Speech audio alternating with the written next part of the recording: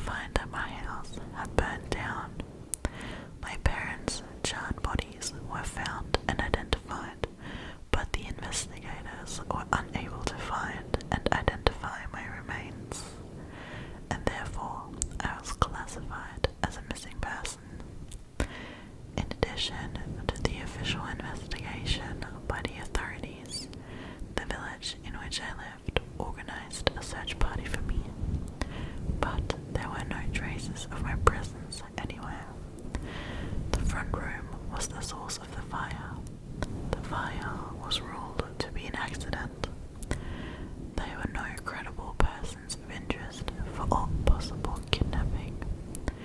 It was as if I had vanished. Most of the village lost hope for me after the first week passed with no news regarding my whereabouts. No one knew what had happened to me in that house fire. You must be wondering, if she writes to us now, how is she missing? The answer to that question is a complicated one. To understand it, I have to tell you my story, which begins 45 years ago. Although I was declared legally dead 7 years after my disappearance, I have felt dead for years before that. My father was laid off from his job in late 1973, and he had taken to the drink as a means to cope. Alcohol was the fuel for that fire that was his anger. It would enkindle his wrath against me in particular.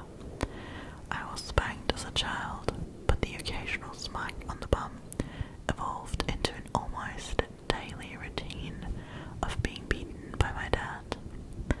Mom knew about the abuse, but she did nothing to stop it from happening. She was more concerned with the public image of the family than for my welfare. I was regularly subjected to physical, emotional, and verbal abuse by my father and mother. I did not know why I was the subject of their abuse. As an adolescent girl, I believed that the abuse inflicted on me was my fault. Why else would both of my parents hate me unless it was somehow my fault? I was a 14-year-old girl living with my parents in Catbrook, Monmouthshire in Wales. It was the last day of school before the autumn half-term break when Michael Reese approached me at lunch. I would occasionally dream about a life outside of my abusive home, in which I was a mother and a wife, loved and loving. My dreams were a sunbeam in the outcast sky of my life. I had a crush on Michael, but I was not allowed to date at my age. I wish I could do things that other girls can do. He asked me if I would like to go to a party on Halloween. I told him that I would have to ask for permission from my parents, but that I would like to go with him. In my heart, I knew that I would not be able to attend the party with him, but there remained a little bit of hope within me. Dream on, silly dreamer. When I returned home from school, I prepared to ask Mom if I could go to the party, but she was not home from work yet. As I turned around, I walked into Dad, who was standing in the doorway of the kitchen. "What are you doing?" Dad asked. "I was looking for Mom," I answered. "Is she still at work?" "No," Dad answered. "She went to the groceries." "Why?" He slurred his words as he spoke to me. "I wanted to ask permission to go to a party with Michael Reese." "Why wouldn't you ask me?" "I didn't want to bother you." I stepped backwards as he stepped forward, and he asked, "Why would that bother me?" "I don't know," I stammered. As I attempted to step backwards, Dad grabbed me by his shoulders and he shook me. Please stop. You're a woman now, Dad said, aren't you? He shook me and then he threw me onto the kitchen floor. I attempted to stand up, but he pulled me up by my hair. You are not going to that party, Dad said. Go to your room. After he released my hair from his grip, I ran out of the house and I hopped on my bicycle. I cried as I rode away from Dad, who was calling for me from the front door. I began to ride in the direction of Monmouth. It was during my ride that I discovered her. She was abandoned in the fields of Lyot, a hamlet between Cadbrook and Monmouth. Who knew how many days she had endured without food and water? People can be so cruel. I placed her in my basket as I rode home. When I arrived home, I walked into the house and I saw that my mum and Dad were sitting in the front room. Before I was able to say anything, Mum asked, "Where did you go?" I was riding my bicycle, I answered. After a brief pause, Mom said, "Your father and I have reached a decision, Sarah. You are not going to the party. It is best for you to stay home." I felt another piece of my heart break with her words, but I cannot say that they were unexpected. However, I focused my attention on what I found rather than the disappointment, and I introduced my find to my parents, whose eyes widened in surprise. "Where did you find her?" "Lighted." "Why did you bring her back here?" "May I keep her?" With a tsk on her tongue, my mum said, "Are you prepared to be responsible for her?" "Yes, Mum," I answered. "She will be my pet." Although Dad mumbled expletives, Mum reluctantly gave me permission to keep her. The cat that I held in my arms meowed, and I set her down on the floor so that I could prepare a dinner of tuna fish for her. "I will have to buy proper food for you tomorrow, Princess," I said. After I mulled it over, I decided that her adoptive name would be Princess.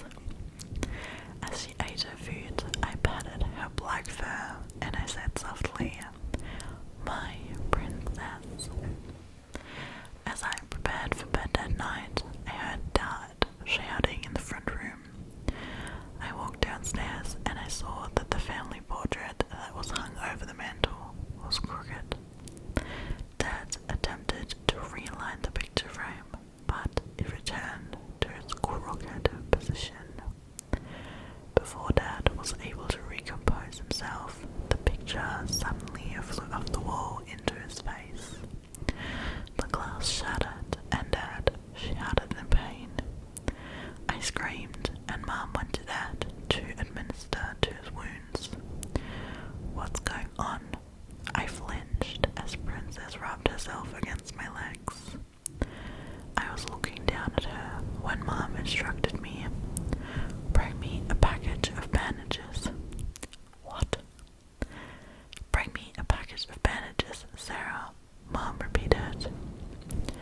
After I retrieved the package of bandages from the loo, I gave them to Mum and I was sent to my room. How could a picture flying off the wall like that? As I mulled it over, I delicately took off my school uniform and put on my white nightdress. I noticed that Princess was watching me intently. I gave her a pat on the head, absentmindedly, and then I laid down in bed. Princess jumped up on the bed and she curled herself up at my feet. She purred as she slept, and I was soon lulled to sleep myself. On the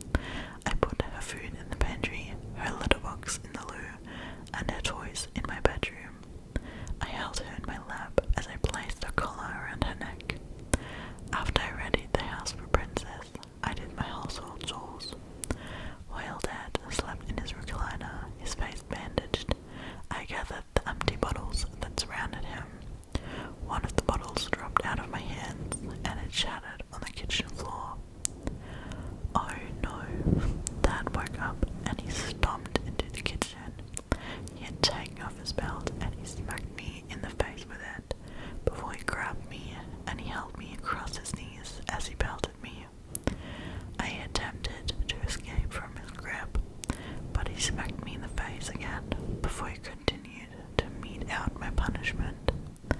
After I was punished, Dad watched me as I cleaned up the broken bottle. He returned to his alcoholic stupor with another bottle, while I finished the rest of my chores. And I limped back to my bathroom, my bedroom, where I sat on my bed. Princess had followed me and she jumped up on my bed. As I laid down, I held her close and I fell asleep. When I awoke in the morning, Mom urged me out of bed to prepare for Mass. We attended the Holy Sacrifice of Mass each Sunday at St. Mary's Roman Catholic Church in Monmouth. "Follow me," Mom said, and I followed her to my parents' bedroom. She sat me down at a vanity stand. Before I was able to say anything, Mom asked, "Would you like for me to do your makeup?"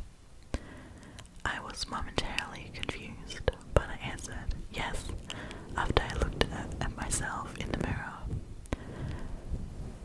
I winced as Mom applied powder to my face with a powder puff, and thereafter she applied rouge. My cheeks still felt tender to the touch, but Mom was as gentle as she could be. She finished doing my makeup with an application of pink lipstick. "Do I look okay?" I asked. "Yes," Mom answered. "What are you going to wear?" "I don't know," I trailed off. We returned to my bedroom and Mom went through my wardrobe. She retrieved a blue jumper and a white dress from the wardrobe, laying them on the bed. Before she left me to dress, she said emphatically, "Wear the jumper." As I dressed for Mass, I heard voices from downstairs. "What do you think you are doing?" Mom asked. She needed to learn how to be more careful, Dad answered. "What will the people at church think?" Mom asked. "She has to wear makeup."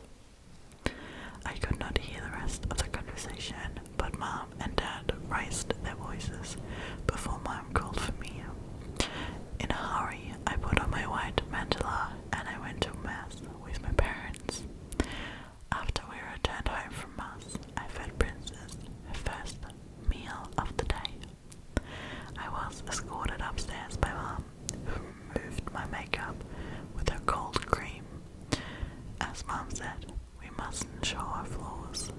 After she removed my makeup, she sent me to my room. I decided to listen to one of my records, Eagles by the Eagles. I would listen to music as often as I could to take away my pain and relieve my suffering. The music would drown out my depressive thoughts, and the lyrics would take me into a world where my father and mother and my depressions could no longer do harm. Raven-haired ruby lips, sparks fly from her fingertips, echoed voices in the night. She's a relentless spirit on an endless fight. Princess entered the room as I listened to Witchy Woman, and she jumped up on my bed. She curled herself up on my pillow as I sat on the floor, and she laid there as I played the song Nightingale. I picked her up and danced with her in my arms.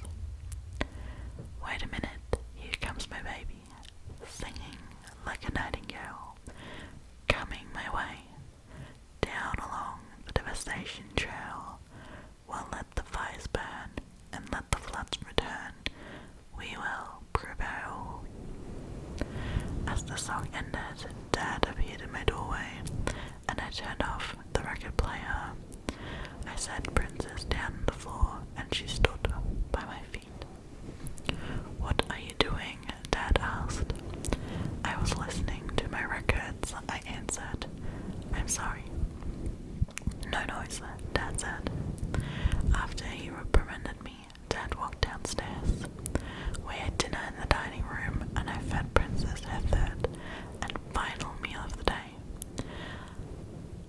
I finished my dinner and I asked to be excused from the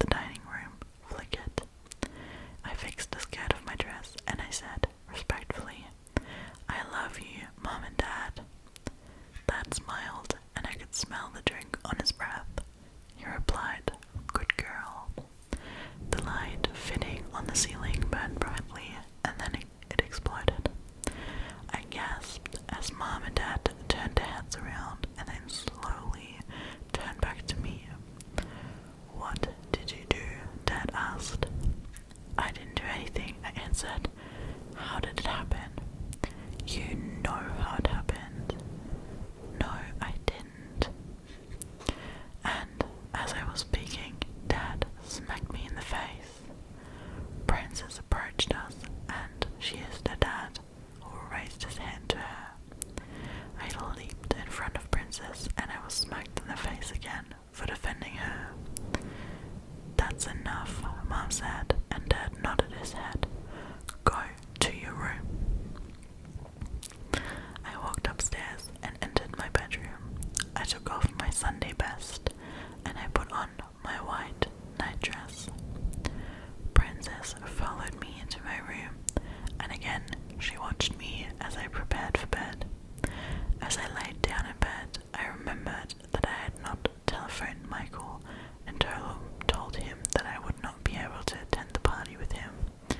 A wave of depressive thoughts washed over me. No one will ever want you again. With tears in my eyes, I closed my doors, and I went to my wardrobe, where I retrieved a razor blade, a hand towel, and a package of bandages. The blood that I shed from my forearm felt like it encumbered my soul of some of its many sorrows. I covered the cut with bandages, and I returned all of it to my wardrobe before I laid down in bed, and I fell asleep. On the following day, I telephoned Michael, and I informed him that my parents said that I could not attend the party with him. He was disappointed, but he said that he understood. I spent most of the day in my room. No one came to check in on me, but Princess was my constant companion. She never left my side. I looked into her eyes and I said, "I love you," and it seemed for a moment that she was going to respond. It must have been my imagination. It was not until the following day that I emerged from my room and I ate breakfast with my parents. "Your father and I will be attending a party tomorrow evening," Mom said. "Where?" "Dr. and Mrs. Hughes are holding a party at their house." "May I go to the party?" "No," Mom answered. "You will stay home." I filled my eyes well with tears, but I focused on the bowl of cereal before me. If I cried, I would be punished by Dad for hurting Mom's feelings, and therefore I nodded my head and I continued to eat breakfast, forcing the cereals down with my tears. After breakfast, I decided to study for when school recommenced. I had high marks, but Mom stressed the importance of studying regardless. I stopped studying for the night to feed Princess and play with her. After I played with Princess, I prepared for bed. As I prepared for bed, I took off my clothes and a stream of blood trickled down my legs. I looked at the drops of blood in my hands and felt the beginning of a panic attack. I was aware that I had just experienced my first menstrual period, but I was afraid to approach Mom with this information. Nevertheless, I approached my parents' bedroom and I knocked on the door. Dad was in the shower and Mom was preparing for bed at a vanity stand. "Yes." "May I speak with you?" "What?" Before I could say anything, Mom noticed the blood on my hands, and she reached into a drawer of a vanity stand. Her eyes were impassive, but her face betrayed her revulsion towards the menstrual blood on my finger. "I wish I could do this on my own." "Wear them," Mom said. She handed me a package of sanitary towels, which I took from her. "Is there anything else?" "No," I answered, and I left my parents' bathroom. There was neither advice nor guidance nor instructions from her on what I was supposed to do.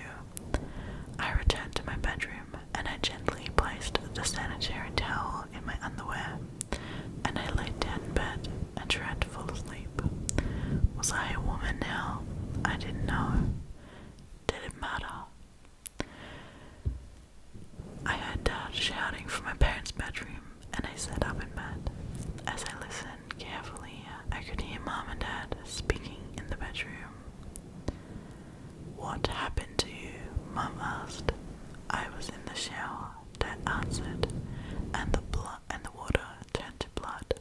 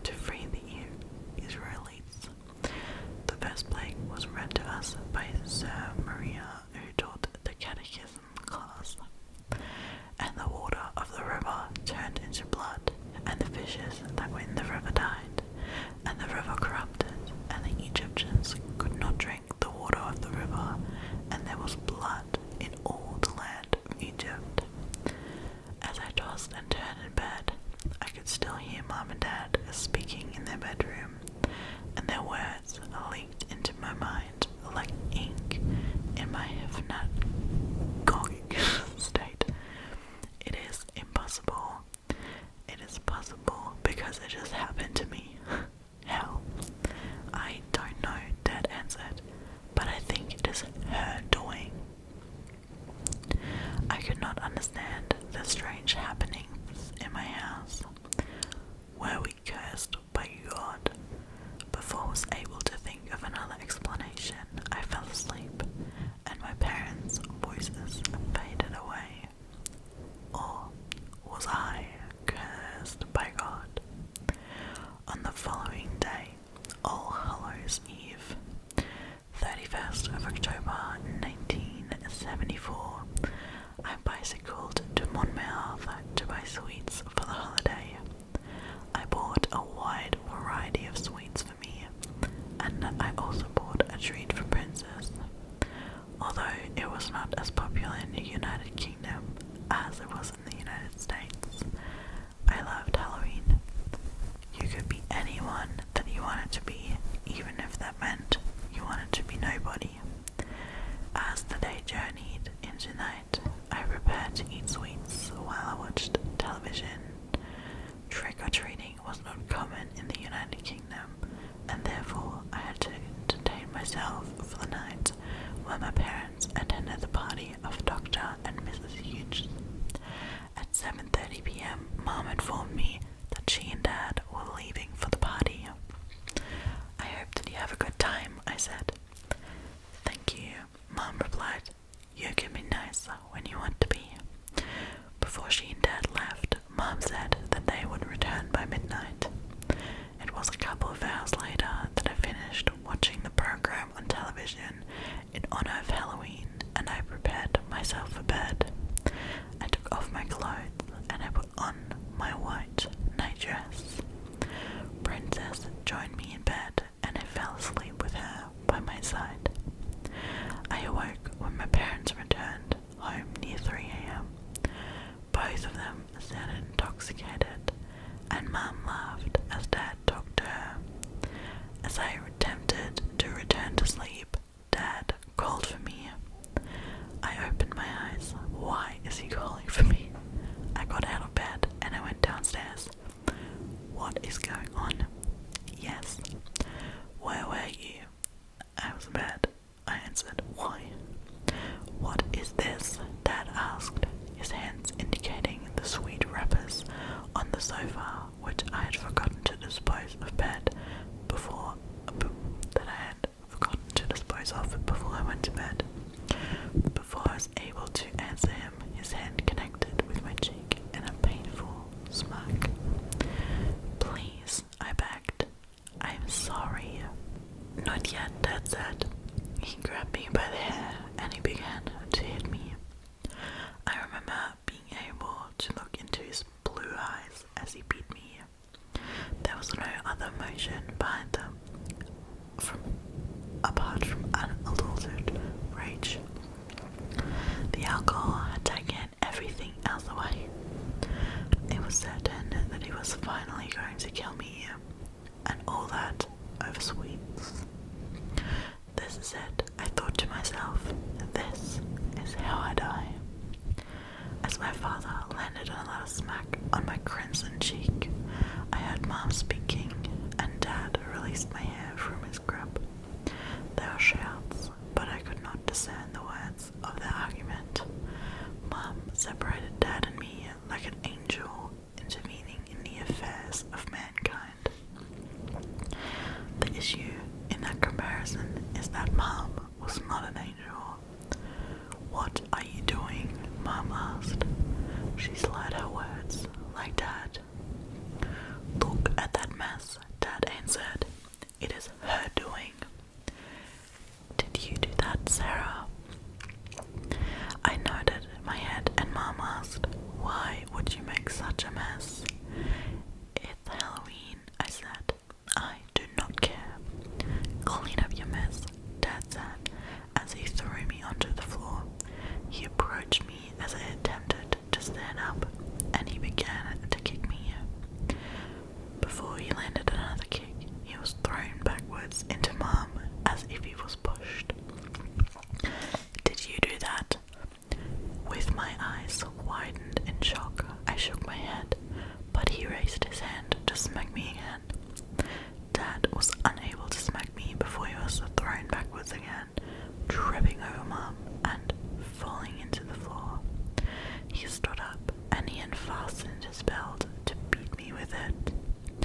I screamed, and all of the lights in the house burned brightly, and then they exploded.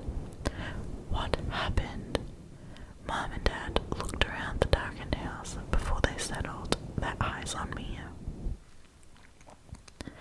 With all her love, Mom said, "She's a witch." Before I was able to say anything, Dad shouted, "Witch! Got Satan's power." "What? You've sold your soul, haven't you?" Dad asked. "No," I answered. "Is that the reason for all of the strange happenings recently?" Dad said. "Isn't it? You've sold your soul." Was I a witch? I shook my head as Dad removed his belt, and he approached me with it in hand, and I closed my eyes. Could I be a witch without knowing it? I dreaded the thought, and I heard the cracking of bones and tearing of flesh. I am cursed by God. Mom screamed, and Dad dropped his belt onto the floor. I opened my eyes to see them looking at an adult woman standing in front of me. I could fully see the woman illuminated by the light of the full moon. She had blonde hair and brown eyes. She was wearing a black dress, various rings, and fingerless gloves. She was enveloped by a black shawl embroidered with flowers. She wore a necklace with a bell attached to it. Before they were able to say anything, Mom and Dad burst into flames. I was horrified as my parents fell to the floor, their flesh melting from their skeletal frames. As much as I was horrified, I was also relieved. They cannot hurt me anymore. The fire began to spread through the house, and the woman guided me upstairs to my bedroom. "Who are you?" I asked. She smiled as she approached me and caressed my tear-stained face, saying softly, "My princess." Her face was ethereal, raspy, but graceful, and her eyes emanated love. "Princess." She nodded her head, and then she embraced me with the tenderness of a mother, a sister, and a friend that I had never known heretofore. After she embraced me, she held my hands in hers. "What are you?" "I have come to make you better," she answered, "and I have come to take you away." Tears welled up in my eyes as I asked, "What about my parents?" "I have seen what they have done to you," she said. "They have tried to break you." There was a brief pause before she continued. "You have not let them. Your great love is a power in and of itself, and if you come with me, you can learn all of the wonders of witchcraft." "You were a cat," I trailed off. "Why?" "I knew you long before you found me in the fields of Lighted. If I was going to save you, I had to be inconspicuous." "Why didn't you take me away before now?" "I had to be certain that this life was not for you," she answered. "My friends," I trailed off, "I will never see them again." "You must make that sacrifice," she said. "However, it is ultimately your decision. Will you come, or will you stay?" After a brief pause, I said, tearfully, "Take me." With her hand in mine, we leapt from the window, taken by the wind. It has been 45 years, and I still live in rural Wales with a witch who taught me the art of witchcraft. I am now also a white witch. Although she has not aged in appearance, I have, but I've aged at a slower rate than normal as a result of the powers with which she endowed